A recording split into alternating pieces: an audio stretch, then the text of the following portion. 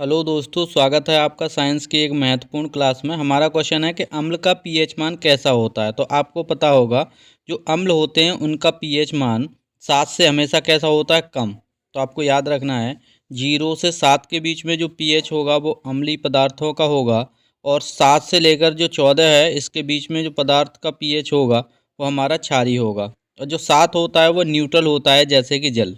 ये आपको याद रखना है।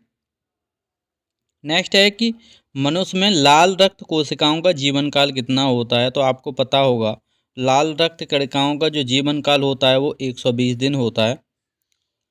नेक्स्ट हमारा है कि किस विटामिन की कमी से रतौंधी रोग होता है। तो विटामिन आपको बताना है, ये ऐसी कौन सी विटामिन है जिसकी कमी से क्या होता है, रतौंधी रोग होता है। तो उसको हम विटामिन ए बोलते हैं। विटामिन ए का केमिकल नेम क्या होता है, तो आप बताओगे रेटिनॉल होता है। नेक्स्ट हमारा क्वेश्चन है कि शरीर में ऊर्जा उत्पादन के लिए कौन सा पोषक तत्व आवश्यक होता है। तो ऊर्जा उत्पादन के लिए कार्बोहाइड्रेट आवश्यक होता है।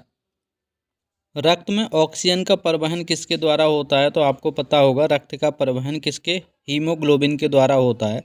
हीमोग्लोबिन ऑक्सीजन के साथ अभिक्रिया करके ऑक्सी हीमोग्लोबिन बनाता है। प्लेटलेट्स का कार्य आपको कमेंट बॉक्स में बताना है। नेक्स्ट हमारा क्वेश्चन है कि मनुष्य की कौन सी ग्रंथि इंसुलिन स्रावण करती है। तो इंसुलिन स्रावण के लिए जिम्मेदार ग्रंथि हमारी अग्न्याशय है। लेकिन अग्न्याशय की कौन सी कोशिकाएं, तो आप बताओगे बीटा कोशिकाएं किसका करती है, इंसुलिन का स्रावण करती है। इंसुलिन का कार्य क्या होता है, तो आप बताएंगे इंसुलिन जो एक्स्ट्रा अमाउंट में जो ग्लूकोज होता है उसको क्या करती हैं, ग्लाइकोजन के रूप में परिवर्तन करने में हेल्प करती हैं। नेक्स्ट हमारा क्वेश्चन है ऑक्सीजन का वैज्ञानिक नाम क्या है। तो ऑक्सीजन का वैज्ञानिक नाम ऑक्सीजन है। हमारा नेक्स्ट क्वेश्चन है कि आँख के किस भाग में छपी बनती है, यानी कि किस भाग में क्या बनता है, चित्र प्रतिबिंब बनता है। तो आप बताओगे वो हमारा भाग कौन सा होता है, तो हमारा भाग होता है वो रेटिना। वायुमंडल में अधिक मात्रा में कौन सी गैस पाई जाती है। तो करेक्ट आंसर आपका है नाइट्रोजन। जो नाइट्रोजन गैस होती है ये 78% हमारे वातावरण में पाई जाती है। कार्बन डाइऑक्साइड आप याद रखेंगे 0.03% होती है। ऑक्सीजन कितनी होती है, लगभग 21% होती है। ये परसेंटें आपको याद रखना है। नेक्स्ट हमारा क्वेश्चन है कि ग्रीन हाउस प्रभाव मुख्य रूप से किसके कारण होता है। तो ग्रीन हाउस प्रभाव के लिए जो प्रभावित करने वाले फैक्टर में आती है, तो आपको बताना होगा कार्बन डाइऑक्साइड। ये क्या करती है, ये वातावरणीय तापमान है उसमें वृद्धि कर देती है।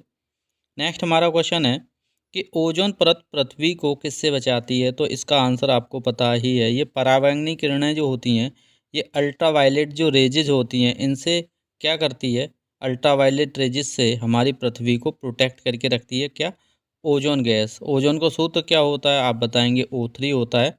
ओजोन को जो नापते हैं तो बताओगे किस में, तो इसे हम डॉप्सन में नापते हैं, याद रखना है। नेक्स्ट हमारा क्वेश्चन है प्रकाश संश्लेषण की क्रिया या प्रक्रिया में किस गैस का उपयोग होता है। तो प्रकाश संश्लेषण में उपयोगी गैस कौन सी होती है, CO2 होती है। और CO2 गैस का उपयोग करते हैं हम प्रकाश संश्लेषण के रूप में, यानी कि हरे पेड़ पौधे करते हैं। उसके उपलक्ष्य में आपको ऑक्सीजन दे देते हैं। तो CO2 किस में उपयोगी गैस है, आप बताएंगे प्रकाश संश्लेषण में उपयोगी गैस है। नेक्स्ट हमारा क्वेश्चन है किस वायुमंडलीय परत में ओजोन गैस पाई जाती है। तो ओजोन गैस समताप मंडल में पाई जाती है।